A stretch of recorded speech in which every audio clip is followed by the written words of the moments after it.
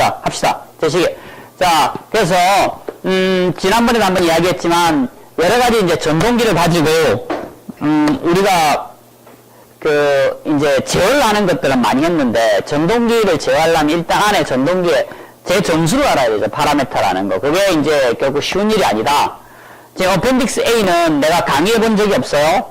굉장히 중요한데 그냥 책 읽고, 왜냐면 시간이 없어가지고. 근데 이번 학기는 굉장히 진도가 빨리 나가고, 한 번도 휴강을 안 해서 그런지, 굉장히 진도가 앞서 있는데, 그래서 이걸 지금 처음으로 강의하려고 그러는데, 자, 우리가 일단 아주 쉽게 직리전동기를 제어한다고 합시다. 직리전동기. 그럼 직리전동기 알아야 되는 파라메터가 뭔가 봅시다. 직리전동기를 제어한다면 그냥 여기 R 있고 L 있고 여기 이렇게 있고 이렇게 있죠. 그 다음에 여기에 이게 영구자적 전동기면 이제 영구자적 직리전동기면 굉장히 쉬운데 그게 아니면 여기 이제 이렇게 해서 요것도 있죠. 그럼 여기 RL, LF와 RF가 있고 그 다음에 여기 RA가 있고 LA가 있죠. 그럼 플러스 마이너스 이게 이제 여기 역기전력이 있고 자 이걸 이제 알아야겠다. 여기 모든 파라메터 제어하려면 일단 이거 알아야 되고 그 다음에 LF는 사실은 우리가 전류제어를 하면 전류를 일정하게 제어한다. 인덕턴스로 필드로 가는 전류를 일정하게 제어한다. 그러면 LF나 RF 값 자체는 별로 필요 없어요. 그리고 우리가 약자속 시키기 위해서 전류를 이렇게 줄이겠다 그러면 LF 곱하기 IF 한 플럭스만 알면 돼. 그거는 이제 다른 방법으로 아는데 그거에 의한 이펙트는 여기에 역기전력으로 나타나기 때문에 역기전력 이펙트로 알면 돼요. 근데 전류제어를 딱 구성하려면 무조건 RA, LA 알아야 되죠. 그냥 피드 포워드 해가지고 백앰프 캔슬레이션 하려면 여기 있는 E를 알아야 돼. 자, 여기 어떻게 할 거냐? 자, 여러분 앞에 요만한 전동기가 주어졌다. 자, 요만한 전동기. 해가 이게 한 1kW다. 자, 1kW 전동기가 있다고 합시다. 1kW 전동기가 있는데, 그럼 이거 어떻게 측정할 것이냐? 제일 중요한 방법은 만약에 전압이 1kW 전동기인데, 이게 전압이 300V다. DC 300V라면 저항이 적어도 5 못할 거예요. 그 다음에 아주 간단하게 어떻게 하냐면, 여기 온 메탈을 가서 딱 물리는 거야. 저항계를 딱 들고 와서. 저항계 물리는 뭐 간단한 저항계라는 게 조그만 직리전류를 보내는 거예요. 직리전류를 보내서 여기 볼테이지 드랍이 얼마나 되는지를 아는 거죠. 그래갖고 인덕턴스는 직리저항이니까 인덕턴스는 이거는 다 소용없고 이거 드랍 없고 여기에 저항만 쟀다 라고 하면 백발백중 엉터리다. 왜 엉터리냐 하면 여기에 브러쉬가 있죠. 브러쉬 컨택장. 브러쉬가 서 있을 때하고 이게 돌아갈 때하고는 컨택장이 완전히 틀려요. 그래서 어떻게 해야 되는가 하면 아주 천천히 돌리면서 아주 천천히 돌린다면 얼마나 천천히 돌리는가? 이거의 볼테이지 드랍이 천천히 돌려서 역기전력이 나타나서 이 전압을 보다 여기 걸리는 전압보다 더 커지면 안 되죠. 그러니까 아주 천천히 돌리면서 여기에 들어가는 전압과 전류를 재는 게 좋다. 그리고 실제로 여기에 R을 잴 때 전류가 굉장히 미약하게 흐르죠. 뭐 우리 전자로로 재는 거니까 RLC 메타는 전자로로 재는 거니까 이게 전류는 전격 전류가 암페어 오다인데 미리암페어 흘려갖고 하니까 여러 가지 이펙트가 브러쉬 컨택트랑 완전히 다를 수 있어요. 전기 흐르는 패턴이. 그래서 더 좋은 거는 실제로 여기다가 전류 소스를, 직류 전류 소스를 전격 전류에 가까운 Irated에 가까운 전격 전류를 흘리고 여기 전압이 얼마인가 하는 걸 보는 게 제일 좋다. 직류 전류 흘리고. 그 다음에 또 이거 인덕턴스를 재라. 그럼 어떻게 하는가 하면 인덕턴스를 재라. 그럼 모든 사람이 모터, AC 모터는 DC 모터, 인덕턴스 재라. 그럼 이제 배운 거는 이제 RLC 메탈을 딱 들고 와서 RLC 메탈을 꼽아. 그건 진짜 엉터리다. 이거. RLC 메탈은 미리암페어로 흘리는 거야. 물론 RLC 잴 때 뭐 1kg 재느냐, 뭐 10kg 재느냐, 보통은 이제 주파수도 측정할 수 있겠는데 이 LA는 그 LA가 아니다 이거지. LA는 실제로 전류가 흘러 들어갈 때 그 전류가 변할 때 생기는 걸 해야 되는데 전격 전류 부분에서 재야 되잖아.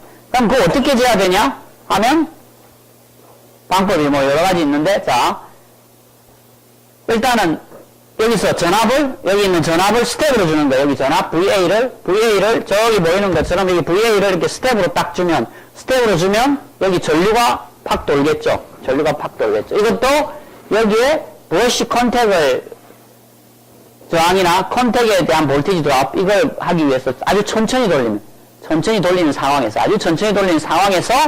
이렇게 스텝으로 팍 주면 전류가 이렇게 쫙 올라가겠죠. 여기는 R을 섞이시니까. 그러면 IA는 IA0 플러스 RA의 VA 스텝 1 마이너스 익스포넨셜 마이너스 LA. RA가 여러분 풀면 그냥 R을 섞이시니까 단순히 이렇게 나오고, 이것은 초기의 변화율, 변화 딱 시작할 때 기울기가 바로 LA다. 이렇게 볼 수 있죠. 이건 사실 이것도 정확하냐 아는 건 또 뭐 여러 가지 문제가 있을 수 있어요. 왜 정확하냐. 이거는 스텝으로 뛸 때 LA를 보는 거야. 이 LA도 주파수 디펜던트예요. 이 LA도. 스킨 이펙트가 있기 때문에 주파수 디펜던트. 이거는 굉장히 높은 주파수에서 본 거예요. 주파수 확 올라갈 때. 그러니까 이걸 뭐 안 하려면 사실은 여기다가 DC에다가 여기 DC 전류, DC에다가 여기 DC에다 AC를 섞어가지고, 그러니까 여기 흐르는 전류를 DC에다가 AC를 이렇게 흘려가지고 이것의 볼테이지 드랍을 얻어도 되는데, 뭐 그건 나중에 이야기하고. 자, 일단 이렇게 해서 오퍼레이팅 컨디션에 비슷한 전압 전류를 주면서 체크한다. 그러니까 실제로 그 다음에 이게 여러분 앞에 100마력짜리 전동기가 있다. 100마력에 300V가 아니 100마력에 380V짜리 전동기, AC 전동기, DC는 똑같아. 그럼 여러분이 유도 전동기 뭐 이런 게 있다. 그걸 갖다가 이제 RLC 메타로 재겠다고 덤벼들면 저항이 0.0 얼마야? 0.0. 그러면 RLC 메타, 일반 RLC 메타는 맨 마지막 단위가 0.1옴이야. 그거 안 재지죠? 그런 것들이 문제가 생기지. 그런 것들 어떻게 잴 건가? 가장 힘든 게, 여러분들한테 가장 힘든 게 현장에 가면 모터를 제어해야겠는데 파라미터를 하나도 모른다는 거야. 그럼 파라미터를 찾아야 되죠? 게스라도 해야 될 거 아니야. 게스라도 해야 이제 시작하는 거지. 자, 그럼 필드 와인딩 레지스턴스 어떻게 해야 될 거야? 많은 경우에서 필드 와인딩 레지스턴스는 이거보다 훨씬 커요. 이거보다, 저항보다. 수십 배 커. 그러니까 많은 경우에서 RF는 그냥 이거는 회전하는 부분도 없기 때문에 그냥 코일로 관되어 있기 때문에 저항만 재도 돼요. 많은 경우에 저항기 갖고 재면 뭐 수옴에서 수십옴 나올 경우가 많으니까. 근데 이것도 뭐 수백 킬로와트 전동기다. 수백 킬로와트 전동기 그 전압이 한 200 몇십 볼트다. 그럼 이것도 파워가 꽤 돼요. 킬로와트 오다가 된다고. 그러면 이건 저항이 좀 작을 수도 있죠. 자, 그래서 이건 뭐 일반적으로 저항계로 많이 잰다. 인덕턴스는 별로 중요하지 않아요. 인덕턴스는 세츄레이션 임팩트가 고려돼야 되기 때문에 사실 인덕턴스를 재려면 흘리는 전류를 자꾸 바꿔가면서 그러니까 쉽게 말해서 전류를 여기서 요만큼 흘리고 이렇게 스텝으로 띄우고, 그 다음에 이건 다음번에 이만큼 흘리고 스텝으로 띄우고, 그러면서 요 반응을 전류가 이만큼 흐르다가 전류가 이만큼 흐르는 상태에서 이렇게 하면 안 되고, 전류가 이만큼, 그러니까 이건 IA죠. IA가 이만큼 흐르는 상태에서 전압을 여기서 여기다가 전압을 이렇게 팍 띄우고 VA. 그래서 그럼 여기서 전류가 이렇게 팍 올라가겠죠. 그 다음에 여기서 또 전류 레벨을 바꿔가면서 해서 이 인덕턴스를 추정할 수 있어요. 왜 인덕턴스 이렇게 추정해야 되냐면, 인덕턴스가 이건 LF가 IF에서 상당히 꺾이기 때문에 이걸 다 일일이 반영해야 돼요. 실제로 잘 하려면 이렇게 해서 인덕턴스를 추정할 수 있다. 근데 이 인덕턴스 추정이 별로 중요하지 않은 게, 인덕턴스 해가지고 전류가 결국 이 미치는 플럭스를 알아야 되기 때문에, 플럭스는 백EMF 콘스탄트로 나타나죠. 그럼 백EMF 콘스탄트를 측정하면 된다. 백EMF 콘스탄트 그럼 어떻게 측정할 것인가? 백EMF 어떻게 측정할 것인가? 여러 가지 방법이 있어. 백EMF 측정하는 방법은 가장 많이 쓰는 방법 중에 하나는 그냥 전동기 돌려. 옆에 다른 전동기로 돌리든지 손으로 돌리든지, 잘할 수 있으면 손으로 돌리든지. 그래가 속도를 측정한 다음에 여기 전압 보면 되죠. 왜냐면 전류가 하나도 안 흐르니까. 그 방법이 하나 있고, 그 다음에는 여기서 DC 전압을 인가해요. DC 전압을 인가해서 쫙 DC 전압을 가면 이거 빈모터를 돌리든 부하가 있든 지가 돌아갈 거 아니야. 돌아가서 속도가 쫙 올라갔을 때 딱 끊고 여기 전압 보는 거. 그다음에 하나는 관성이 충분히 크기 때문에 딱 끊어서 뭐 수 미리세컨드 동안. 근데 여기 DC 전압계가 앞에 와서 눈으로 보고 있으면 그 사이에 속도가 다 줄어버리잖아. 그럼 속도가 줄어 들어가는 패턴. 여기에 속도도 정확하게 측정하고, 그럼 여기서 속도가 이제 이렇게 속도가 떨어지겠죠? 그럼 이게 T에 대해서 오메가 RM이 떨어진다, 이거. 그러면 여기서 역기전력도 마찬가지로 역기전력 전압도 떨어진다, 이거. 쭉 떨어지면 이제 이렇게 알 수도 있죠. 오실로스코프 같은 걸로 하면 여기 딱 물고 있다가 딱 끊는 순간에 전압 딱 재면 알 수 있죠. 그 다음 또 하나는 어떻게 제어하는가 보면 여기서 돌고 있잖아요. 신나게 돌고 있음. 그럼 여기 전류 제어를 해. 전류 제어기. 전리저기를 돌려서 여기 I의 전류가 0으로 만들어요. 돌고 있을 때 I의 전류를 0으로 만들어. I의 전류를 0으로 만들면 계속 돌고 있어요. 토르크 0인데 만약 여기서 관성 토르크만 있다면, 마찰 토르크만 있다면 서서히 속도는 줄겠지만 전류가 0으로 유지해. 0으로 유지한 다음에 뭐를 잃으면 되는가? 이 전류적인 출력. 전류적인 출력이 뭐예요? 전압이잖아. 전류적인 출력이 이 전압이고 이 전류가 0이야. 그럼 이 전압을 똑같이 의미하는 거죠. 이건 AC든 DC든 똑같이 성립하는 거야. 자, 이건 이 컨버터를 이용하는 거야. 컨버터를 이용해서 전류를 0으로 제어하면 바로 역기전력을 읽을 수 있어. 밥 못하는 돌고 있을 때. 그렇게 해가지고 역기전력을 추정할 수 있다. 그 다음에 이제 시작하려면, 야, 전류저기를 만들고 이러려면 시작하려면 이제 R을 어떻게 개수를 했다. 그럼 빼기에부터 좀 개수를 해야 전류저기에 피드 포워드 값을 주겠다. 이렇게 측정하기 전에, 뭔가 하기 전에, 우리 제어기를 써서 저걸 모터를 돌리기 전에 대충의 빼기앱을 알아야겠다. 어떻게 알 수 있냐?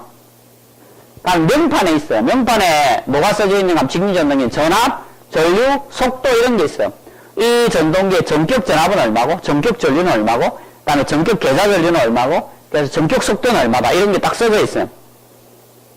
그럼 그 정보를 갖고 와. 그럼 뭘 할 수 있는지 봅시다. 자, 전압이 얼마인지 써져 있잖아. 그 다음에 그 전압을 걸면 얼마로 돈다는 게 써져 있어요. 응? 얼마나 써져 있는지 알 수 있죠? 그 다음에 그때 전류가 얼마나 흐른다는지 알 수 있어요. 그러니까 미리 R을 알았다고 치면, R을 알았다 치면 이런 관계가 성립하죠. 인간의 전압은 역기전력 더하기 R의 I다. 여기 정상 상태니까 L 효과는 없죠. 이렇게 된다. 그러면 이걸 갖다 우리가 계산을 해야겠다. 이게 이제 우리 알고 싶어 하는 거잖아요. 역기전력 상수. 이걸 알고 싶어 하면, 그냥 이 산수 계산하면 돼요.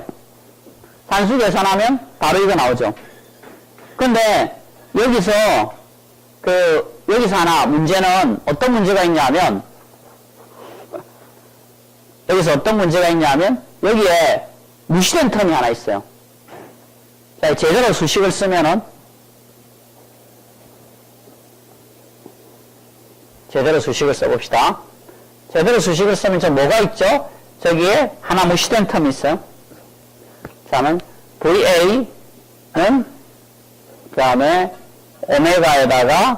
오메가 RM에다가 K E에다가 람다 F에다가 더하기 RA에다가 IA 더하기 VB가 있죠. 브러쉬 볼테이지 드랍이 있어요. 브러쉬 볼테이지 드랍. 이거 무시한 거야. 근데 사실 잘 모르니까 이거는.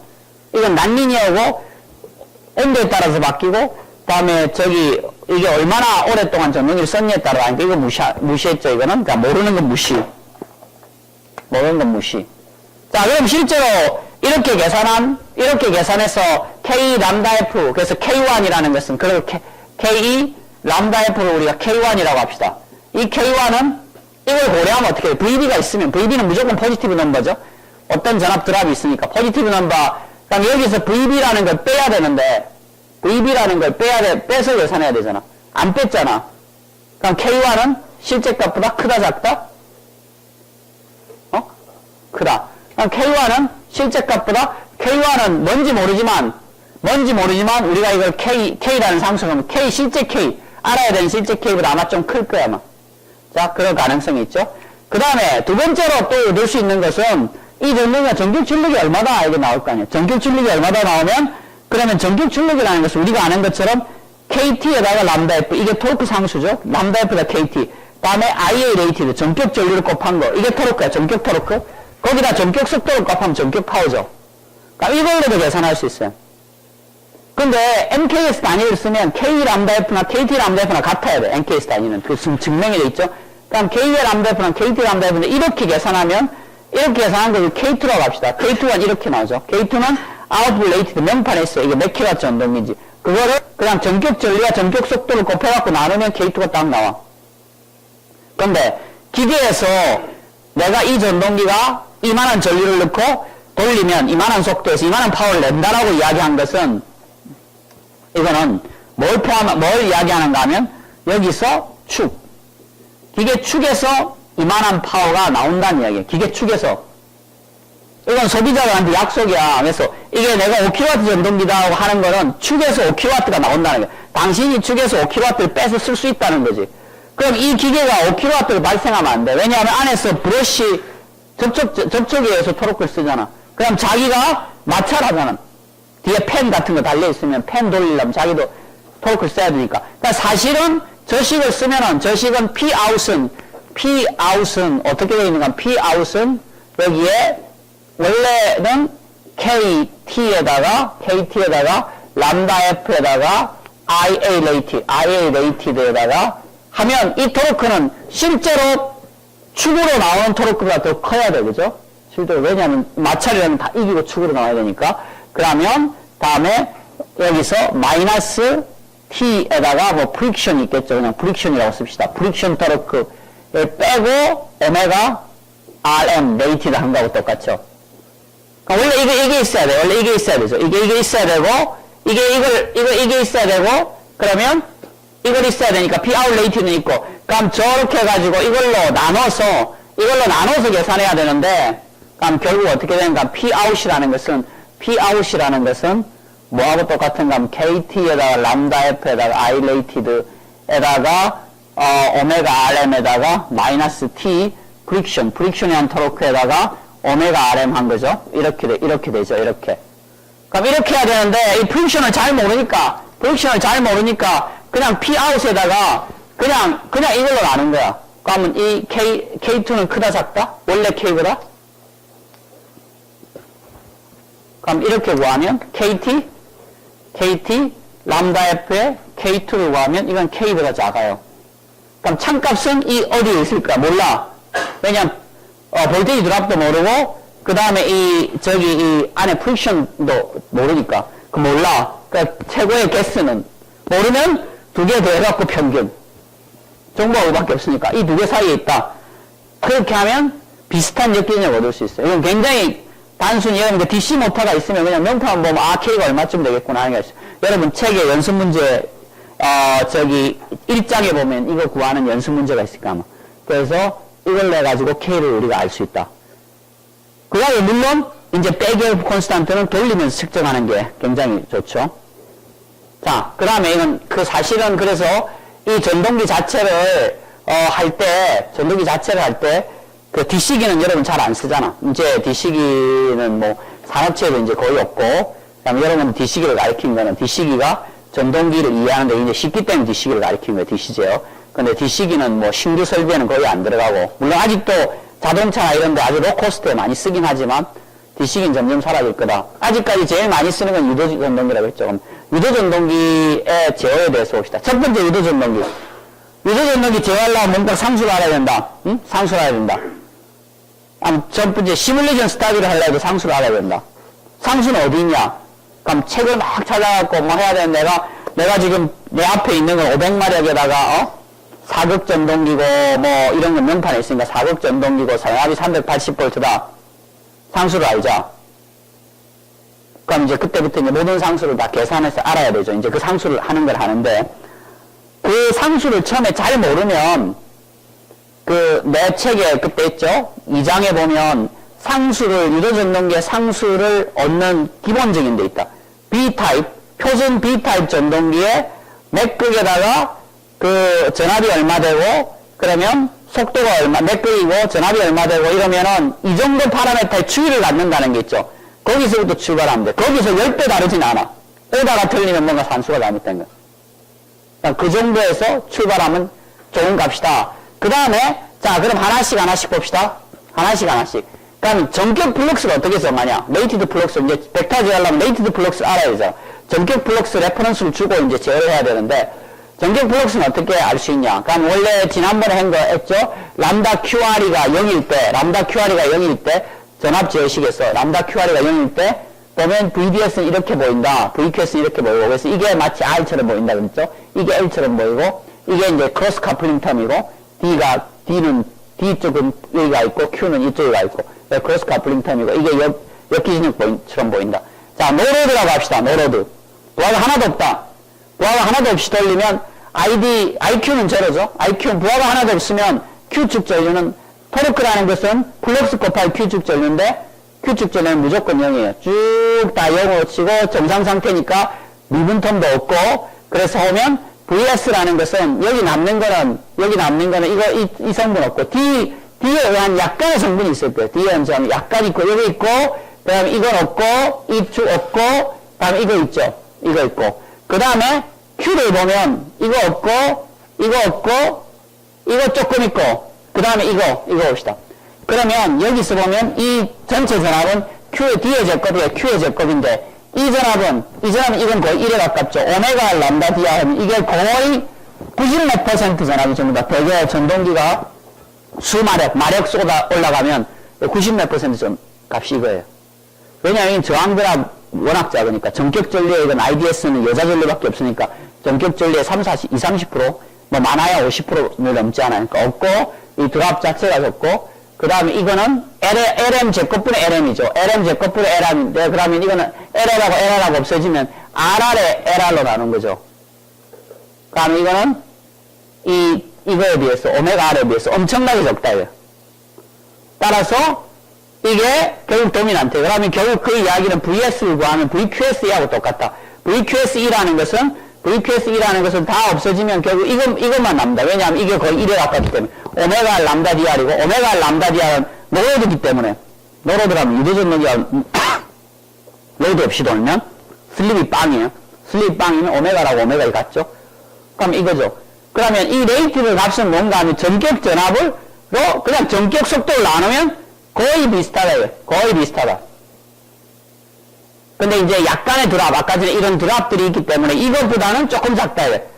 볼테이지 드랍, 스테이터 임피던스의 볼테이지 드랍이기 때문에 요거보다 조금 작게 잡으면 이거보다 크지면 안 되고 물론 이렇게 잡아도 돼. 그러면 전동기를 훨씬 조금 세츄레이션 모드에 쓰는 거야.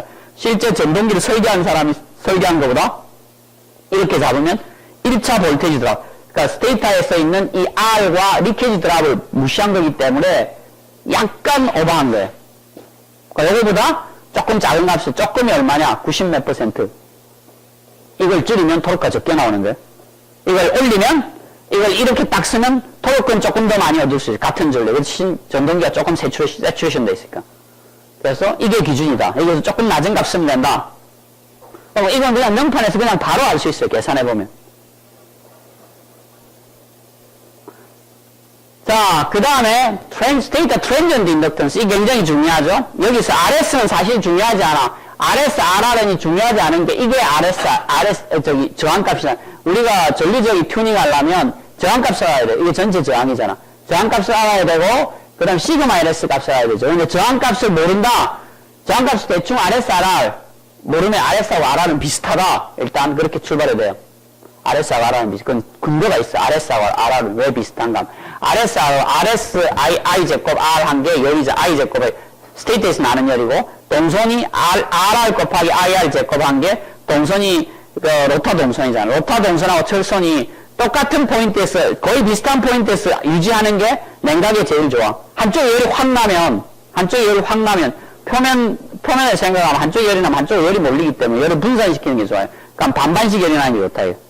에어갭은 똑같이 보잖아. 에어갭은 왜냐하면 이 에어갭 자체를 보면 똑같이 보기 때문에, 그래서 그 에어갭의 표면적은 똑같기 때문에 결국은 양쪽에서 열이 나는 게 거의 비슷한데, 보통 전격 전류를 흐를 때 보면 들어가는 스테이터 전류나 로터 전류나 크기가 똑같아. 거의 비슷해. 그러니까 저항이 거의 유사한 게 좋다. 그러니까 모르면 RS가 RR이다. RS는 여기서 측정할 수 있으니까. RS는 RR이다. 이렇게 시작이 된다. 오다가 차이 나진 않는다. 하나가 10배 차이 난다. 이건 아니다. 그냥 거의 비슷한, 모르면 게스. 그런 게 이제 전동기 오랫동안 만져보면 안다. 이거 대충.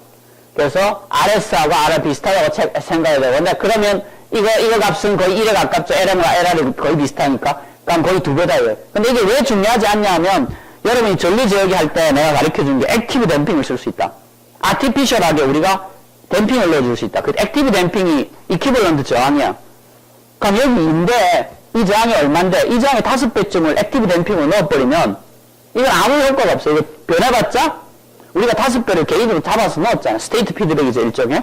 전류를 스테이트로 잡아서 그걸 피드백을 하는 거야. 그럼 그게 저항이야, 결국. 저항 임팩트로. 그럼 그렇게 주면 이거에 의한 효과는, 이게 조금 변해도 전체 시스템에 영향을 별로 안 줘. 그래서 이거는 영향이 있죠. 이건 찾아야 돼. 시그마 LS를 어떻게 찾냐? 좀 전에 했던 거하고 똑같죠? 시그마 LS를 찾는 방법. A상 전압. 자, A상 전압. A상 전압 주는 거는 여기 이렇죠?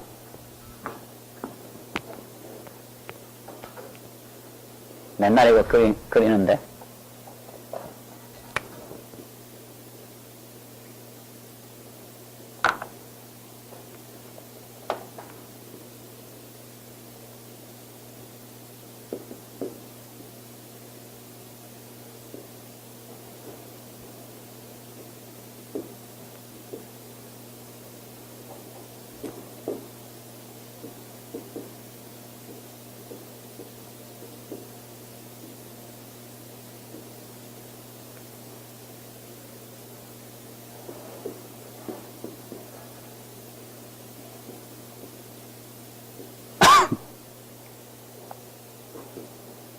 스테이셔너리 레퍼런스 도메인에서 봅시다.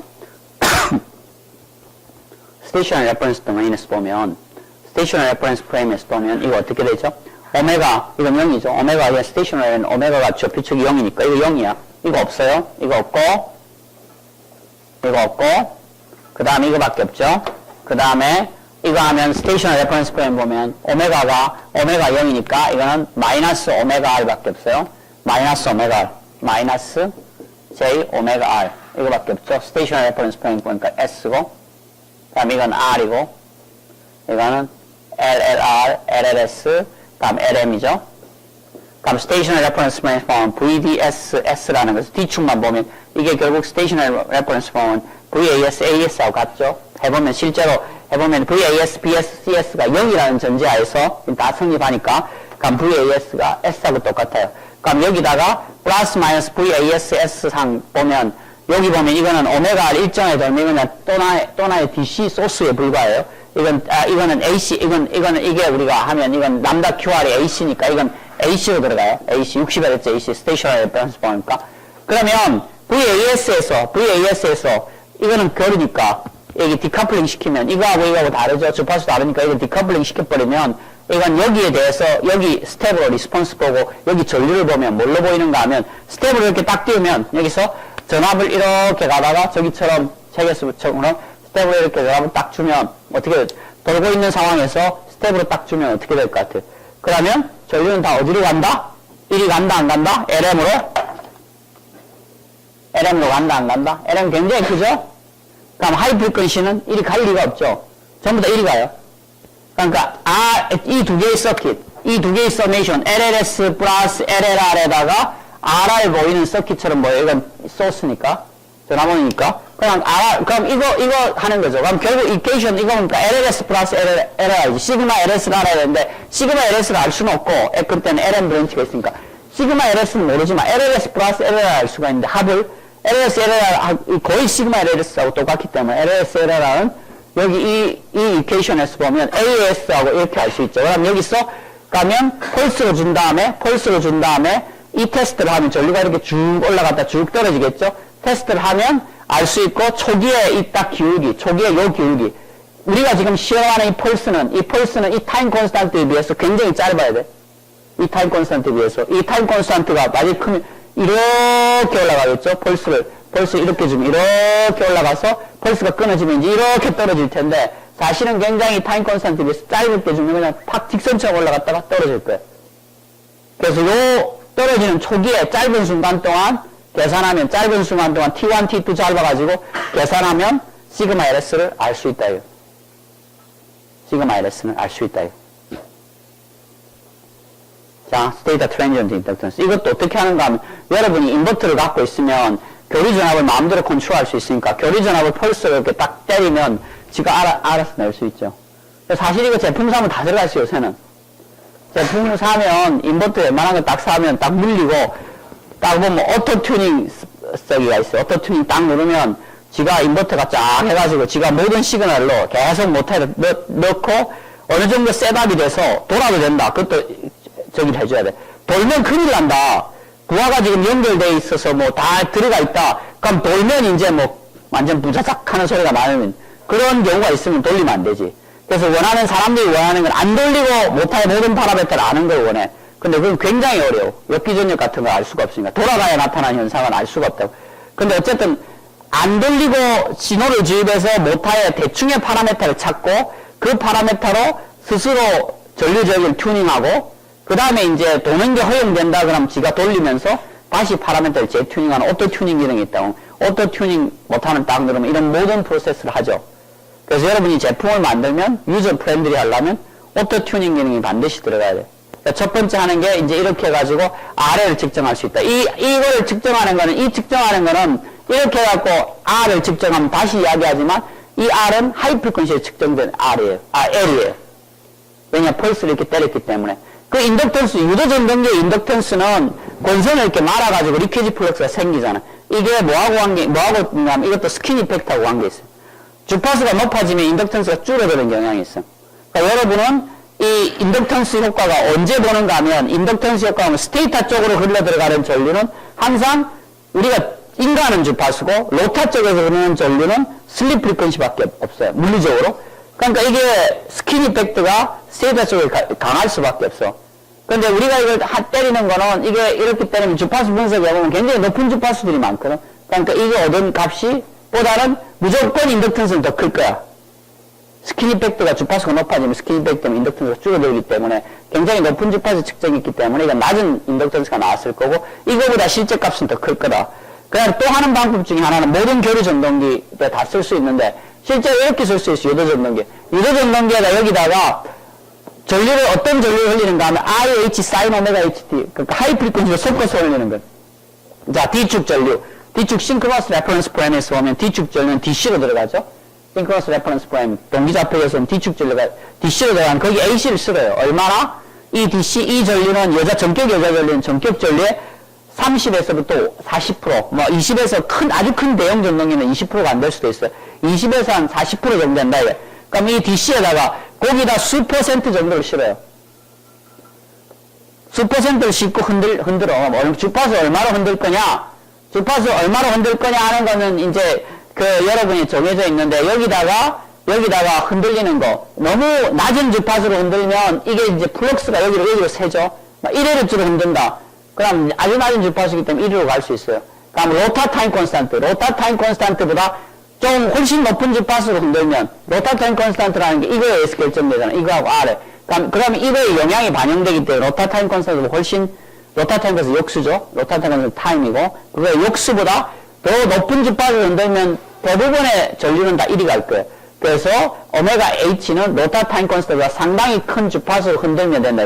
흔들어가지고 요걸 집어넣어. 그럼 우리가 이런 전류를 흘리는 거예요. 이런 전류를 흘리면 여기 인가되는 전압은 어떻게 보이는가 하면 VDH 교류 성분만 보면 RS와 RR의 합에다가 IDSE에다가 더하기 오메가 H에다 LLS, LLR 플러스 IH 코사인 오메가 H죠. IDSE의 틸다 교류 성분은 이거야. 요거죠. 그래서 이거 쫙 계산하면 값들 다 넣어서 계산하면 이런 식으로 쓸 수 있어요. 제곱 해가지고 빼면 이거 제곱하고 이건 사인이고 이건 코사인이죠. 그래서 제곱 해가지고 빼서 계산하면 이렇게 되고 여기서 보면 이게 1 플러스 2 코사인 오메가 t가 있죠. 그럼 저 성분 저 앞에 있는 성분 갖고 와가지고 제곱해가지고 로페스 필터 하면 이거 싹 사라져요. 2배의 주파수니까 싹 사라지고 DC밖에 안 남죠. 그러면 2분의 1이니까 2 곱해가지고 이걸로 나누면 시그마 LS 바로 나와요. 그러니까 이거는 특정 주파수에서 시그마 LS를 구할 수 있죠. 그러니까 주파수 바꾸면 몇 헤르츠. 그럼 여러분이 해보면 돼. 그러니까 일단 한 50Hz 때려보고 100Hz 때려보고 150Hz 때려보면 인덕턴스가 이렇게 바뀌는구나. 근데 내가 주로 쓰는 주파수가 얼마다? 그럼 대충 익스트라폴레이션 위험하지만 대충 알 수 있어. 굉장히 정확하게 시그마 LS를 알 수 있어. 그래서 이거 가지고 튜닝해서 하면 돼. 이거는 전동기를 돌리지 않아도 할 수 있죠. 안 들어가도 할 수 있어. 이거는.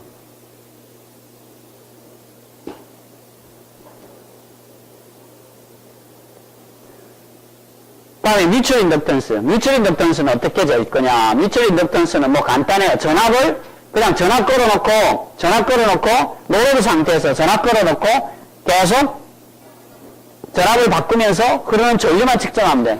전격 전압 걸면 전격 포인트에서 노로드 커런트를 재면 이게 뮤추얼 인덕턴스죠. 등가열에서 그냥 정상상태 등가열은 이거 없죠? 정상상태 등가열은 이거죠? 정상 상태 등가율은 이렇게 돼서 S분의 RR. S분의 RR인데, 노로드니까 S가 슬립이 0이야. 그럼 이거 오픈 상태, 여기 오픈 상태면 요거밖에 없죠. 요 서킷. 요 서킷에 전압 걸면 LLS 플러스 LM을 알 수 있는데, LM이 도미넌트하죠. 적어도 수십 배 이상 크니까. 그래서 LM의 값을 대충 알 수 있다. 그래서 보면 전압을 바꾸면서 전류를 측정하면 이와 같은 패턴이 돼요. 전에도 이야기했지만 전압이 네이티드 포인트에서 요 정도 나오고 전류가 여자 전류가 그 다음에 점점 하면 세츄레이션 돼서 줄어들고 조금 세츄레이션 풀리니까 좋아졌다가 다시 줄어드는 경향이 있어요. 그래서 이걸 LM을 그리면 똑같죠. 그래서 그런 패턴으로 LM을 그릴 수 있어요. 그래서 오퍼레이팅 포인트가 뭔지에 따라서 자기가 약자석에 쓰겠다 그러면 LM 값이 서로 바뀌죠. 이걸 다 테이블 깔아서 반영할 수 있다. 자, 이 모든 것을 실제로 하려면 외부의 장치가 있어야 돼요. 저항을 잰다, 어떻게 외부의 장치가 있어야 되는데, 외부의 장치가 없이 하는 거, 외부의 장치가 없이 파라미터를 재는 거를 해보자. 어떻게 외부의 장치가 없이 파라미터를 재냐? 자, 우리가 드라이브 안에는 레귤레이터가 반드시 있죠. 속도 제어기, 전류 제어기, 각종 레귤레이터가 있어요. 그 레귤레이터를 이용하면 파라미터를 알아낼 수 있다. 이게 핵심이야. 그래서 레귤레이터는 우리가 레귤레이터를 잘하면 PI 제어기라는 걸 잘 쓰면 PI 제어기라는 게 뭐죠? PI 제어기는 안에 뭐가 오차가 있든 파라미터 오차가 있든 우레란이 있든 관계없이 PI 계열만 잔뜩 올려놓으면 지가 레귤레이션에서 전류 에러도 0으로 만들고 지가 다 하는 거야. 오차가 생기면 계속 피드백하면서 반영하니까. 그러면 PI 제어기가 그렇게 반영한다는 거는 뭐가 디스터번스나 파라미터 에러가 있는데 걔가 무조건 그걸 다 디커플링해서 없앴다 그러면 PI 제어기가 뭘 했을 거 아니야. 그럼 PI 제어기 내용을 보면 우리가 예상했던 거하고 다르면 그 PI 제어기가 뭔가 정보를 갖고 있다. 그걸 찾겠다는 거야. 그러니까 여기서 하나 의문이 나오지. 아니 그러면 파라미터가 뭐고 필요 없잖아. 제어기 개인만 잔뜩 올려놓으면 지가 알아서 다 할 건데. 근데 이게 파라미터를 찾기 위해서 우리가 어떤 제한된 환경 하에서 모터를 돌리면서 개인을 줄여놓은 상태에서도 우리가 어떤 제어기가 비교적 잘 우리가 원하는 레퍼런스 따라가게 했는데 그게 전 영역에서 다 파라미터가 엉터리면 다 안 될 수가 있어요. 그러니까 아주 제한된 범위 내에서 우리가 모터에 준 코맨드를 제어기가 잘 따라가게 만드는 상황에서 우리가 파라미터를 추출해낼 수 있어요. 굉장히 이게 재미난 생각인데 이렇게 하면 making error of control variable to be zero 이거 제로 만드는 disturbance parameter error에서 개인을 적절히 크게 줘가지고 만든다. 어떤 한 오퍼레이팅 포인트는 성립하면 돼. 이렇게 하고 이걸 하면 additional 툴이나 하드웨어 셋업이 필요 없어. 왜냐면 컨트롤러 우리가 갖고 있으니까. 컨트롤러 소프트웨어만 우리가 조작할 수 있으면 된다 이거. 그리고 온라인 튜닝에도 쓸 수 있다 이거. 모터를 계속 돌리면서 그 정보를 받아서 모터가 환경에 따라서 온도가 올라가면 파라미터가 바뀐다 이거. 혹은 플럭스 레벨이 낮아지는 거나 플럭스 레벨이 바뀌면 파라미터 바뀌는 거 온라인 튜닝 할 수도 있다 이거. 그 다음에 이게 가장 중요한 것 중에 센서의 스케일 에러에서부터 자유로울 수 있다. 그러니까 각 우리 드라이브 시스템에서 센서, 전에도 이야기했지만 전압도 재고 전류도 재고 다 센싱 하는데 그 센싱에 오차가 있을 수 있는데 그 오차에서부터 자유로울 수 있다. 왜냐하면 이걸 제어해가지고 자기가 파라미터를 얻었으니까 내 센서로 측정한 거다. 절대값은 아무 소용이 없다. 절대 1옴, 절대로 1헬리 이런 건 필요 없다. 왜냐하면 어차피 내 제어기로 내 제어기로 돌릴 거니까. 그래서 estimate value는 스케일 에러, 센서의 스케일 에러를 반영한 값이 될 거다. 자, 이걸 우리가 우리 랩에서 했다기보다 우리가 이제 이론적으로 분석하고 했죠. 근데 이거 다 산업체에서 다 뺏긴 거야. 응? 다 산업체에서 이거 수십 년 동안 했잖아. 이런 모터드라이브 100년도 됐어. 일본 기업들은 수십 년 동안 다 상용화 시켰고. 그래서 다 보면 그 안에 보면 이런 게 다 녹아 있어. 그래서 우리가 미쯔비시 시스템, 야스카와 시스템 이런 거 주로 미쯔비시 걸 했지. 미쯔비시가 굉장히 모터 드라이브 수십 년 동안 잘했으니까 우리나라 포항제철에 잔뜩 들어가 있고. 그래서 그걸 분석하면서 우리가 알아냈어. 이 애들이 뭘 하고 있나 딱 봤더니 이런 짓을 하고 있더라. 그래서 거기서 힌트를 얻어가지고 아무도 안 가르쳐주지 그런 거는 매뉴얼 같은 뭐 아주 조금만 나와 있는데 그걸 이론적으로 분석해가지고 이걸 확대하면 이렇게 되겠다. 그래서 하나하나씩 다시 만든 거야. 이런 건 진짜 노하우야. 아무 책 찾아봐도 없다 이거는. 자, 이론적으로는 간단해요.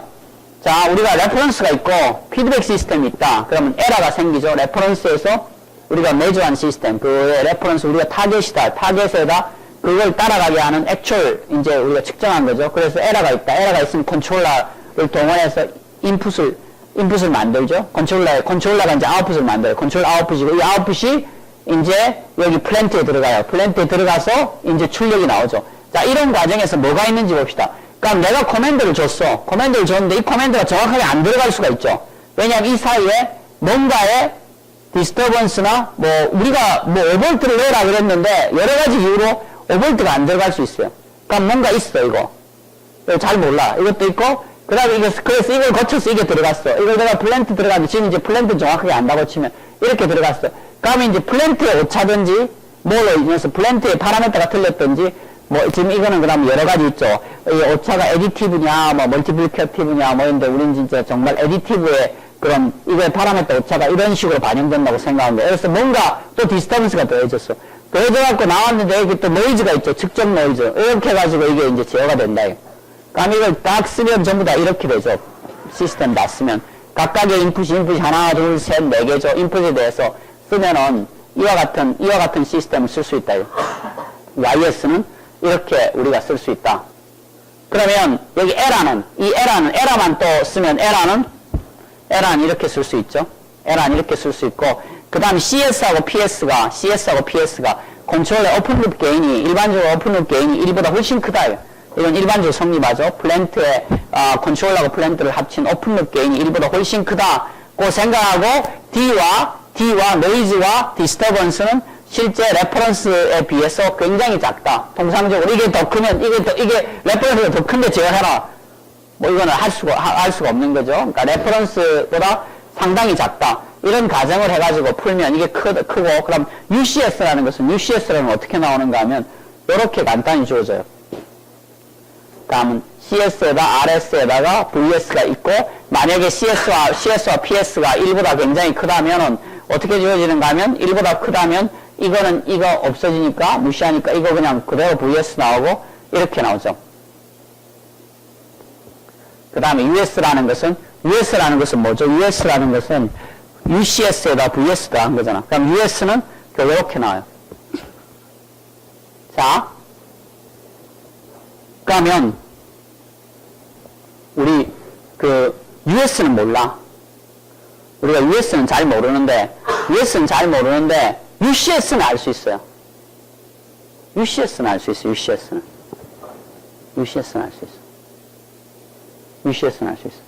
그럼 UCS는 알 수 있는데, 그럼 UCS를 알면 우리가 UCS로부터 VS를 효과를 우리가 볼 수 있어요. 왜냐면 UCS가 시스템에서 뭔가 이상이 있는 걸 반영하고 있어요. 자, 이게 뭐 원리적으로는 이런 거예요. 그러니까 원리적으로 뭐가 하는가면, 자, 제어가 제대로 돼. 어떻게 개인을 올려가지고, 저희가 개인을 올려서 제어가 제대로 돼. 그럼 제대로 되는데 시스템이 디스토션 돼 있어. 그럼 그 디스토션을 누가 디커플링 시키냐 하면 저희가 디커플링 시킬 거야. 그럼 그 제어기가 디스토션 된 정보를 갖고 있는 거야. 그럼 그걸 끄집어내가지고 그 제어기의 디스토션 된 성분을 우리가 알아내겠다는 거야. 자, 그래서 이거 봅시다. 아주 간단한 거 한번 봅시다. 자, 여기서 우리가 그냥 간단한 전류제어기죠? 이거는 그냥 직류전동기라고 봅시다. 교류전동기도 마찬가지라 그랬죠? 교류전동기는 DQ축이 있을 뿐이지 똑같아 그랬어요. 그러면 여기 R과 L 섞이시고 PI 제어기 있죠? 그럼 여기 백EMF가 있어요. 그럼 여기 여러분 준다고 합시다. 백EMF 콘스탄트를. 백EMF 콘스탄트 줘가지고 이걸 갖다가 반영했죠. 반영해가지고 디커플링 시켰죠. 그러면 자, 이 파라미터가 10% 오차가 있다고 합시다. 10% 오차가. 10% 틀렸다. 그럼 이걸 보고 있다고 칩시다. 이걸 보고 있으면 이거 출력을 뺏어봐. 그런 다음에 여기서 IA 레퍼런스 주고, IA를 뭐, 이렇게 딱 이렇게 주고 있어. 그러면 따라오겠지만, IA는 토르크를 만들고 있으니까, 토르크에 의해서 이 전동기는, 이 뒤에 가면, IA가 K 곱하면, 이게 토르크 나오고, 로우 토르크 빼고, 그럼 관성으로 나누면, 속도가 나오죠. 저기에 이제 속도 제어가, 루프가 있는데, 속도는 다 무시하면, 속도 제어 안 하고 그냥 토르크 제어만 한다. 그럼 토르크 넣어주면, 모터가 쭉 가속하겠죠? 모터 속도가 올라가. 속도가 올라가면, 만약에 10% 차이 나면, 어떻게 되겠어? 10% 차이가 나는데 전류 제어가 빨라서 계속 이거 전류는 잘 제어되고 있어요. 그럼 뭐가 바뀌어야 돼?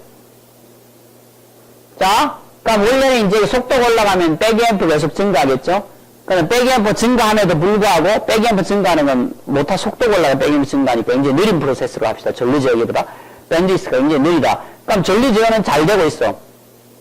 그러면 여기서 그걸 보상했는데 100% 보상 못하고 90%밖에 보상 못했어. 그럼 10%는 뭐가 보상하고 있을까? 10%는 뭐가 보상하고 있을 것 같아? 10%는 이거 다 직류자 지금 IA 다 직류예요. 그럼 뭐가 보상할 것 같아? 그럼 계속 전류는 맞다. 이건 없잖아. 오차가 전류는 잘 제어되고 있으니까. 그럼 뭐가 보상하고 있을 것 같아? 10% 칠린 거. I 지역이 그죠? I 지역이 보상하고 있겠죠? 그러면 여기서 이거 토탈로 보면 어떻게 돼요? 토탈로 보면 뭐가 나올 텐데 속도가 쭉 올라가면 이 토탈은 어떻게 될 것 같아? 토탈은 저 출력을 보면 자 속도가 T에 대해서 오메가 RM이 이렇게 이제 쭉 올라가겠죠? 그럼 저 제어기의 출력은 어떻게 될까? 저 제어기 출력도 이런 식으로 올라가야 되겠죠? 안 올라가도 말이 안 되잖아. 왜냐면 배기MF로 보상을 하는데 이게 틀리니까 10%쯤 틀리니까 전부 다 나머지는 전부 다 이해가 보상하고 있을까? 그럼 이해에서 더 정확하게 알 수 있는 건 적분기죠. 적분텀을 갖고 가서 보는 거야. 그러니까 PI 제어기 우리가 만들었잖아. 그러니까 P 제어 텀, I 텀이 다 있잖아. 그럼 I 텀 요거 중에서 I 텀만 싹 갖고 가서 보면 I 텀이 뭘 갖고 있어? I 텀을 보는 이유 중에 가장 또 좋은 이유는 I 텀은 노이즈 프리야. I 텀은 왜 노이즈 프리죠?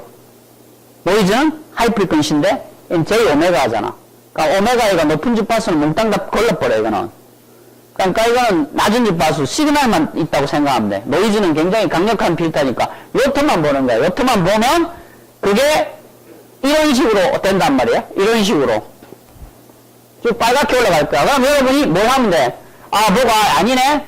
이렇게 여기 상수를 조절하면 되잖아. 오메가를 정확하게 측정하기 때문에 상수를 조절하면 상수를 쭉 올리면 이게 어떻게 되겠어요? 상수를 올리면 올릴수록 이게 이렇게 되고 가다가 이렇게 쫙 되겠죠.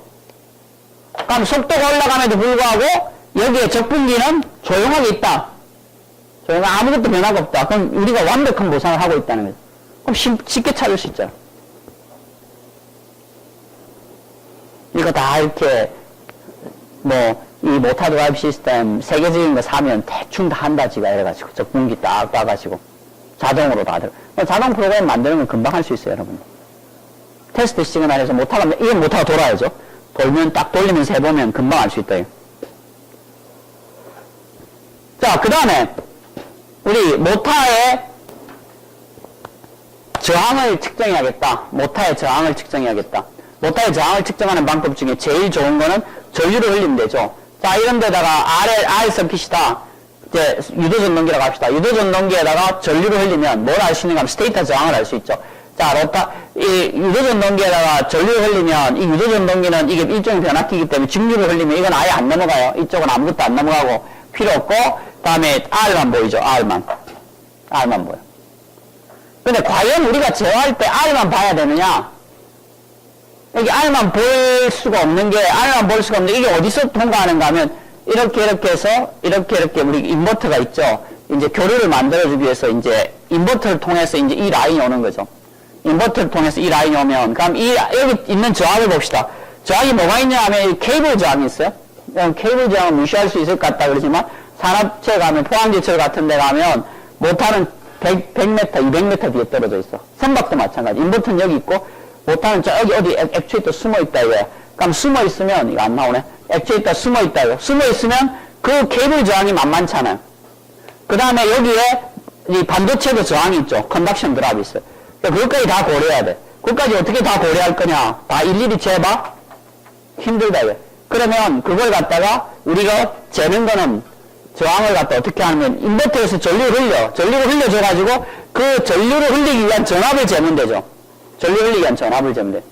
그럼 그렇게 하면 되는데 이게 문제가 뭔가 하면 자, 인버터 전압을 잰다 그랬는데 인버터의 볼테이지 드랍이 이게 ID가 오르면 이게 VD 디바이스 전압을 VD 하면 이게 이렇게 되면 좋은데 이건 모스펫은 이렇게 되죠. 그런데 이건 이와 같은 이런 특성이 있죠. 약간 초기에 이런 특성이 있어요. 그래서 난리니한 저항으로 보여요. 그 다음에 인버터를 만들게 되면 저기 인버터를 만들게 되면 데드타임 이런 것들이 들어가가지고 인버터에 또 난리니티가 있어요. 그래서 어떻게 하냐면 전류 흘리고 커런트 레귤레이터가 쭉 해서 다 돌죠. 그럼 이 사이에 디스터번스 전압이 있어요. 반드시 디스터번스 전압이 있죠. 왜냐하면 저런 난리니한 볼테이지 드랍도 있고 데드타임도 있어요. 근데 난리니한 볼테이지 드랍 이거는 흐르는 전류를 여기서 주냐 여기서 주냐에 따라서 이 현상은 반도체 고유 현상이기 때문에 안 바뀌어. 그럼 이건 똑같고 그다음 일반적으로 데드타임이한 볼테이지 드랍도 흐르는 전류에 대해서 인디펜던트예요. 그러면 어떻게 하냐 하면 여기에 이런 인디펜던트하게 디스터번스가 있어요. 그러면 전압을 맨 처음에 어떤 전류를 줘. 어떤 전류, 이건 스테이셔너리 레퍼런스 프레임에서 DC예요. 스테이셔너리 레퍼런스 프레임에서 DC라는 거 못하면 안 돌고 있다는 거예요. 안 돌고 있는 DC를 딱 주입해서 한번 전압을 측정하고, 다음에 그 전류와 또 다른 전류, 값이 다른 전류. 그럼 이 차이가 크면 클수록 오차를 줄일 수 있죠. 근데 전격 전류 부분에서 하는 게 좋죠. 왜냐면 값이 커지니까. 그래서 가능한 밸류가 커지게 하기 위해서 전격 전류 부분, 전격 전류 3분의 2 정도 되는 부분에서 두 번 테스트를 해가지고, 만약 이 두 개의 값이, VDS1'과 VDS2'이 똑같다면은 빼가지고 계산하면, 이거 두 개 계산하면 이게 나온다, 이거. 전체 이건 저항이에요. RS라는 건 저항, 모터의 저항 플러스 케이블 저항 플러스 이거는 저항인데 이건 반도체, 콜렉터 에미터 사이의 저항, 이거는 IGBT 콜렉터 에미터 사이의 저항, 다음 다이오드의 저항. 왜냐면 한 번은 다이오드로 그리고 한 번은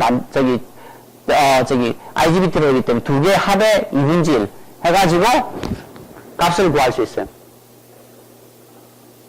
그러면 모터를 놓고 A상에다 딱 주는 거, A상에다 이런 일을 딱 해. A상에다 이런 일을 해가지고 이 저항을 측정할 수 있죠.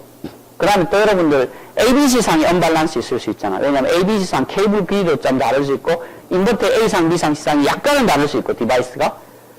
그 다음에 모르지 A상, B상, C상에서 하나가 볼팅이 잘못돼갖고 이게 저쪽 저항이 클지. 그러니까 어떻게 하는가 하면 A상에다 한번 주고 똑같은 거를 마이너스 A상에다 줄 수 있죠. 지금 A상에 테스트했는데 마이너스 A상에 줄 수 있어요. 거꾸로 전류 주는 거. 그다음 B상에다 줄 수 있고 마이너스 B상에 줄 수 있고 C상, 마이너스 C상. 그럼 6번 테스트 해가지고 값을 쫙 나와가지고 이거를 평균하면 정확한 저항값을 알 수 있죠. 자동으로 뭐 금방 알 수 있어요. 딱 넣고 딱 안 보여. 이거는 모터가 딱 그냥 서 있는 상태에서 인버터가 전류를 한번 전격 전류에 해당하는 값을 딱 주고 그래서 정상 상태 들어가면 정상 상태 굉장히 1초도 안 돼서 들어가죠. 이 RC 타임 컨스턴트 계산하면 뭐 보통 전동이 1초도 안 돼서 스테이 스테이 들어가요. 그럼 1초 뒤에 전류 딱 그 전압 읽고 그 다음에 다시 전류를 한 3분 뒤에 전격 전류만 흘리면서 읽고 그래가지고 값 두 개 메모리하고 그 다음에 B상 측정하고 C상 측정하고 다시 마이너스 A상, 마이너스 B상, 마이너스 C상 측정하고 6번 측정해서 딱 나누게 하면 1분도 안 걸려서 한 2, 30초 되면 값이 딱 나오네. 저항값이 얼마. 그 값은 옴메타로 잴 수 없는 값이다. 왜냐하면 옴메타로는 이런 현상을 반영 못하니까.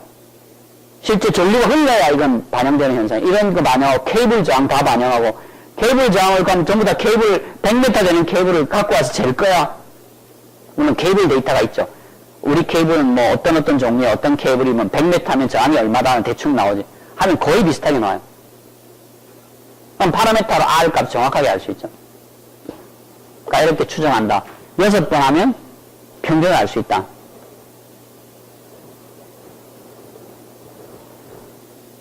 자, 그 다음에 제어기 출력으로 또 하나 할 수 있는 거는 자, 우리가 이제 모터가 관성만 있다고 합시다. 일단 관성만. 빈 모타를 돌린다. 그래서 가속 감속할 때, 보통은 이제 모타 커미셔닝 할 때, 우리가 관성만 있다고 생각하면, 물론 여기에 프릭션이 있어도 마찬가지. 프릭션이 도미넌트하지 않다면, 가속 토르크에 비해서 프릭션이 훨씬 크다. 그러면 안 되고, 가속 토르크에 비해서, 프릭션은 굉장히 작다. 그러면, 로드 토르크가 있다라고 생각해서 로드 토르크를 집어넣어버리면 되니까. 자, 이렇게 돼서, 오메가 RMS에서 ERRS에서 KP 플러스 S분의 K 해서 토르크 가죠. 토르크 가서, 이게 없다고 치면은, 그냥, JMS분의 1 해서 오메가 RM에서 이렇게 갈 수 있죠. 자, 그러면 이게 예상하는 바가 뭔가 하면 이게 하나도 없다. 이게 하나도 없으면 어떻게 보이죠? 어떻게 보이냐 하면 속도를, 스텝으로 속도가 여기 리니어하게 증가한다. 여기 속도가 리니어하게 증가한다. 마찰을 거의 무시할 수 있으면, 타임 t에 대해서 속도가 여기서 이렇게 증가한다. 오메가 RM. 그러면 토르크는 어떻게 되겠어요? 토르크는 여러분이 예상하는 것처럼 토르크는 이렇게 가겠죠. 토르크는. 그래서 그 테스트를 하는 거야. 속도가 이렇게 가도록 프로파일 줘요. 속도 제어기를. 속도가 이렇게 가도록. 그럼 속도 제어기 개인이 충분히 크다면 여기 우리가 어떤 부분, 속도 제어가 잘 될 만한 부분, 너무 낮은 속도도 하면 오차가 생기고 너무 높은 속도는 정압이 너무 커지니까 전격 속도보다는 조금 낮고 중간 정도 속도에서 요렇게 많이 할 필요가 없어요. 어떤 레인지 전체가 1800rpm이다. 그럼 1200rpm 정도만 이렇게 갔다가 이렇게 속도 제어를 해. 그럼 속도가 이렇게 따라간다고 합시다. 실제 우리가 이거 슬루 레이트를 얼마나 할 거냐? 슬루 레이트를 아주 천천히 하면 인가되는 토르크가 작을 거고, 그럼 마찰이나 이런 거에 영향을 많이 받아. 그러면 이 토르크가, 인가되는 토르크가 사실 마찰이나 외부 토르크에 비해서 상당히 크게, 물론 이 전극 토르크가 작아야겠죠? 그럼 가속도 레이트가 정해질 거예요. 그럼 대충 봐가지고, 그렇게 해가지고 이걸 갖다가 하면, 첫 번째, 제대로 잘 되면 이렇게 되겠죠. 근데, 안 되면, 이렇게 되는지, 리스폰스가 이렇게 나와. 이렇게, 토르크 리스폰스가 어디를 재울 수 있냐 하면,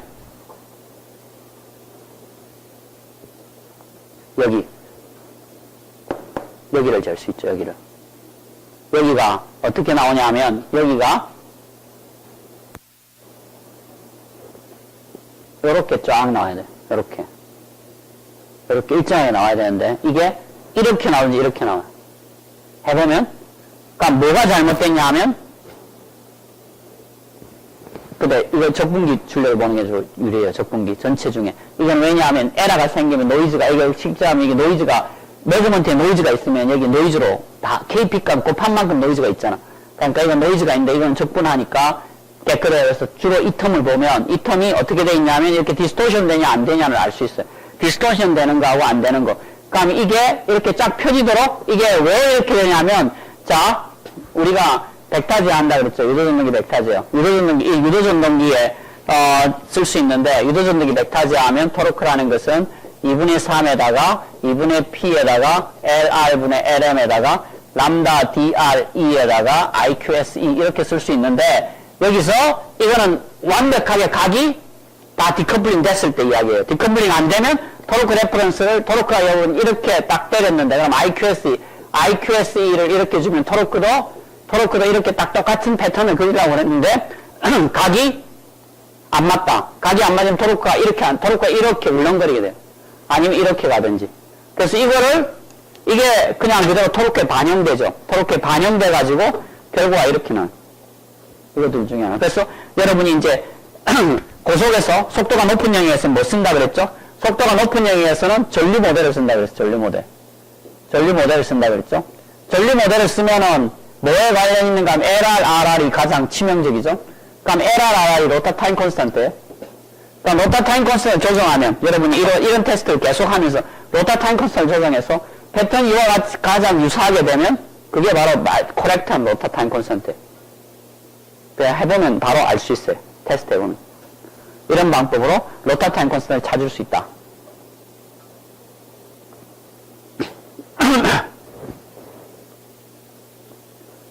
다시 이제 전류 저기로 돌아가서, 이제 이번엔 뭘 찾을 건가 하면, 시그마 LS를 우리가 찾으려고 그래. 시그마 LS 찾으려고 그래. 자, 규칙 전류가 있고, Q축 전류제역이에요. Q축 전류제역이 있고, Q축 전류에서 피드백, 이렇게 해서 피드백 텀이 있고, 피드 포워드 텀이 있죠. 여전히 우리는 적분 텀을 볼 거예요.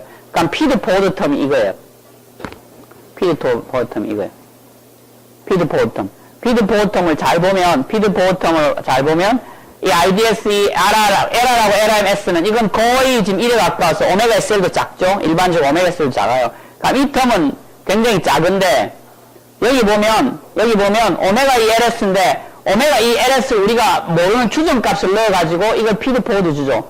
피드 포워드를 줘. LS, 피드 포워드를 주는데, 근데 LS가 오차가 있어. 우리가 얼마인지 모르고 대충 때려 넣었는데 오차가 있어. 그럼 오차가 있으면 정확한 값 플러스 델타 L만큼 오차가 있을 거 아니야. 델타 L 오차가 있어. 그럼 어떻게 되냐? 모터가 속도가 가속하면 오메가 2가 증가할 거야. 오메가 2 증가하면 이 아까 델타 LS 오차가 있으면 피드 포워드가 제대로 보상을 못하니까 피드백이 이걸 반영하고 있을 거야. 그러면 이렇게 딱 준 다음에 여기 속도가 증가하면 이 틈이 증가한다? 그 이야기는 속도와 관계 있는 텀은 이 텀밖에 없잖아. 이거는 속도가 거의 관계 없고. 그러면 그렇게 증가한다? 그럼 L이 잘못된 거지. 그럼 L이 그게 증가 안 할 때까지 L을 올리면 되죠. 조정하면 돼. 그래서 똑같이 이렇게 된다. 그래서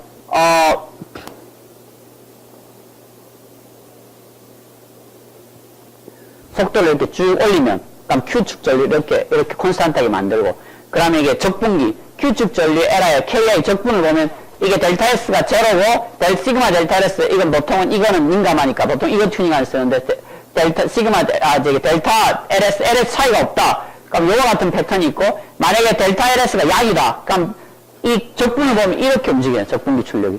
그 다음에 이게 음이다. 그럼 적분기 출력이 이렇게 움직여. 그럼 이것만 보면 금방 튜닝에 찾을 수 있어요. 이거 없어질 때까지 이렇게 나올 때까지 조정하면 돼. 여러분 제어기로 일단 이걸 갖고 실험을 해보면 정말 이렇게 된다는 걸 알 수 있고 진짜 신기해. 그럼 딱 파라메타가 다 찾아져.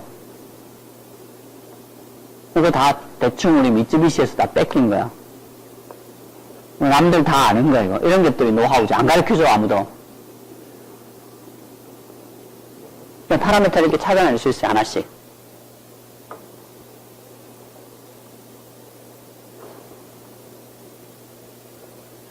그 다음에 또 하나는 자 연구자석 전동기를 이건 진짜 인더스트리에서 썼는데 이것도 인더스트리에서 이제 우리가 이거는 미쯔비시 뺏긴 거 아니야. 이거는 이제 그런 아이디어를 이제 우리가 배웠잖아. 미쯔비시가 하는 거는 저런 저항이라든지 아니면은 아까 전에 또 저항 아니면은 그 인덕턴스 튜닝하는 거, 로타 탱커스 튜닝하는 거 뭐 그런 것들은 있는데 그때는 유독이니까. 이제 이건 연구자석 전동기야. 연구자석 전동기는 90년대 이후에 이제 상당히 많이 실용화되기 시작했으니까 연구자석 전동기에 대해서 비슷한 아이디어를 쓸 수 있겠다. 실제로 썼어요. 실제 이게 엘리베이터에서 지금 쓰고 있어 이거. 그러니까 많은 우리뿐만 아니고 비슷한 생각을 많이 해서 다른 인더스트리에 쓰고 있을 거야. 독자적으로 생각해서. 자 이게 어떤 문제가 있냐면 유도 전동기, 그러니까 연구자석 전동기는 로타 포지션을 알아야 되잖아. 로타 포지션을 알아내는 거 어떻게 한다 그랬죠? 엔코더를 붙이면 돼. 엔코더를 딱 붙이면 그 로타 포지션을 알아낼 수 있죠. 그럼 엔코더를 붙이는데 사람이 요만한 엔코더 사이즈 요만한 거 합시다. 그러면 가서 엘리베이터 모터 같은 걸 보면 이만해. 모터가 48폴쯤 된다고 합시다. 48폴. 그럼 자 이제 우리의 고민은 이런 큰 전동기 뒤에 앞에는 축이고 이 뒷딱궁에다가 요만한 엔코더를 붙여. 이게 48폴쯤 돼. 왜 48폴쯤 되냐 하면 이게 폴수가 늘어야 주파수는 높지만 회전 속도는 굉장히 낮잖아. 이게 다이렉트 드라이브예요. 여기다 이렇게 기아 없이 그냥 줄을 걸어 갖고 바로 돌려요. 줄을 걸어서 바로 돌린다고. 그럼 이러면 이게 폴수가 굉장히 많아야 돼. 지금까지 자동차도 뭐 12폴, 20폴까지 올라가려고 그래. 자동차도. 폴수가 크면 클수록 자동차에서는 폴수가 크면 클수록 전동기 로타가 굉장히 얇아져요. 왜냐면 폴수가 많으면 여기 있고 여기 하면 요렇게만 이게 NS 이러면 요렇게만 이 플럭스가 요렇게만 가면 되니까. 근데 만약에 4폴이다. SN 이러면은 플럭스가 이렇게 가야 되잖아. 이렇게. 그럼 이만큼 다 코어를 깎아야 돼. 코어로 채워야 되지만 NS 계속 깔면 여기만 요렇게 가면 되니까 코어 자체가 로타 코어 자체가 굉장히 얇아도 돼. 그럼 관성이 줄겠죠? 그럼 이 안에 뭘 다 집어넣어서 선을 뺄 수도 있고. 그래서 일반적으로 자동차도 이렇게 폰수를 늘리려고 해요. 그럼 엔코더를 붙여야 되잖아. 레졸버를 붙이는 마찬가지. 자, 그러면 48포라면 48포이다. 그러면 360도를 24로 나눈 게 전기각으로 한 주기죠. 맞아요? 그럼 얼마야? 그럼 이거는 15도? 맞나? 15도야, 15도. 15도가 한 전기각 360도야. 15도가 이퀴벌런트하게 360도 디일렉트릭 전기각으로 360도야. 그러면 이제 여러분 엔코더를 붙여야 돼. 여러분 이제 공장에서 이제 작업자야. 노가다 해야지. 노가다 해가지고 여기다 갖다 붙여야 돼. 자, 그래서 여러분이 착 해가지고 눈으로 얼마나 정확하게 할지. 1도, 360도 있는데 기계적으로 1도까지 해가지고 딱 붙일 수 있을까? 로타 포지션은 이제 로타 자석이 있고 포지션에도 1도 해서 붙일 수 있을까? 그래서 노가다를 했어. 1도 틀렸다. 1도 틀린, 몇 도 틀린가? 1도 틀렸다. 기계적으로 1도 틀렸다. 24도 틀린가? 그럼 코사인? 원래 0도가 돼야 1인데 코사인 24도야. 내가 정확하게 벡터제 한다고 주장했는데 코사인 24도에 출발한가? 그러니까 이게 안 되겠지. 예, 노가다 해가지고 막 그 사람이 막 신경 써가지고 0. 몇 도, 이거 뭔가 지그를 만들어 0. 몇 도까지 붙여. 아, 그래도 오차가 상당히 있잖아. 이거 어떻게 해야지? 이거 시간도 오래 걸리고, 어떻게 해야지 할 수 있냐? 대충 붙이고, 어떻게 보상할 수 없을까? 이제 그 방법이야. 자, VDS, RS, IDS, LS, 이건 저기 로타 식이죠. 이 스테이트, SPM, SM의 시기의 전압식, 전압 방식 두 개, 토르크는 이렇게 나오죠. 단, 로타 위치를 정확하게 알고 있을 때. 그래서 만약에 틀리면, 좌표측이 틀리면, 우리 원래 피드백 하는 거는 전압이라는 것은 피드 포워드 볼테이지하고 피드백이 있죠. 이것도 마찬가지로 피드백하고 피드 포워드가 있어요. 피드 포워드를 뭘로 주냐면, 아까 전에 앞에서 본 것처럼 피드 포워드 역기전력 주죠. 이걸 피드 포워드 값으로 다 주잖아. 피드 포워드 역기전력 디커플링 하려고. 피드 포워드를 줘. 피드 포워드를 디커플링 주면 이렇게 피드 포워드 디커플링 되죠. 이렇게 해가지고 제어를 하는데, 만약에 에러가 있으면 D축 전압에 에러가 있으면, VDS 에러가 있으면, 여기에 이런 전압이 떠요. 원래는 D축에 저런 게 없는데 이런 전압이 떠요. 그러면 여러분이 각 틀을 가지고 계산해보면 이만한 전압이 생겨요, 여기. 그럼 이 전압을 누가 디커플링 하냐? 하면 당연히 D축 전류 지역에 아이템이 디커플링 하려고 하겠죠? 그래서 이걸 갖다 실험을 해보면, 이거 실험파형이야, 실제로. 그래서 에러가 10도 있으면, 그래서 D축 전류, D축 전류 0으로 주고, Q축 전류 이렇게 포지티브, 네가티브 주면, 속도가 이렇게 올라갔다 내려갔다, 속도가 올라갔다 내려갔다 하겠죠? 그럼 D축 전류 지역의 적분텀을 보면, 요렇게가 요렇게. 왜 적분텀이 이렇게 움직이냐? 아까 전에 이거 반영하려고. 이게 어떻게 됐죠? 이게 속도 함수잖아. 이건 일정한 에러가 있고. 그 다음 가고차는 일정하고, 오메가 R이 올라갔다 내려갔다 하면, 그거에 마이너스 부호처럼 D축에 에러가 생겨요. 여기. 그걸 누가 보상하냐 하면, 적분기가 보상했을 거 아니야. 그럼 적분기 출력을 보면 적분기가 이렇게 움직이고 있어. 마찬가지로 이게 똑같은 패턴에서 에러가 포지티브 10도면, 이건 포지티브 10도고, 네가티브 10도면, 패턴이 속도 변동하고 똑같아요. 적분기 출력이. 그럼 어떻게 하면 돼? 이거 0도 나올 때까지 조정하면 되죠. 각 읽은 거에다가 0도 나올 때까지 각을 옵셋을 조정해. 옵셋을 읽어가지고 0도 딱 나오면, 그게 올바른 각이네? 그걸 기억하고 있다가 한 번 딱 붙이면 다시는 풀지 않으니까 딱 고정돼 있으니까, 이제 요 엘리베이터 시스템은 이게 0도가 나오는 게 몇 도다 디그리. 옵셋을 몇 도 주면 된다. 그럼 옵셋을 저기 그 EEP롬에다 딱 값을 꼽아 넣어버려. 그럼 끝. 그럼 뭐를 붙이든 간에 대충 붙여놓고 잊어먹으면 돼. 그럼 처음에 딱 테스트 해가지고 몇 도, 그럼 EEP롬에 딱 들어가면 끝이야. 그럼 정확한 값을 알아요. 뭐 다 쓰고 있어, 이거. 이렇게 다 쓰고 있어. 이런 걸 모르면 이제 생노가다를 해야지. 이런 게 노하우야. 그러니까 이론을 분석해서 적분기를 보면 된다. 이런 걸 알아내가지고 적분기를 하면 정확하게 이런 패턴이 나와요. 그럼 그걸 갖다가 이용해서 튜닝할 수 있다. 자, 오늘 12시 10분까지 해야 되니까 하고, 자, 질문. 다음은 이제 좀 더 로타 포지션에서 뭐 똑같은 거에서 이제 0도 되면 이렇게 정말 실험파에 0도 되면 없다 이거예요. 실험파 없으면 이렇게 깨끗하게 나와요. 이렇게 튜닝할 수 있어요. 자, 다음 시간에는 싱크로너스 인덕턴스 튜닝하는 거하고 블록스 링케지 이야기하는 거하고 메카니컬 파라메터 하는 거하고 한 20-30분 하면 수업 끝나겠네. 8일날 봅시다.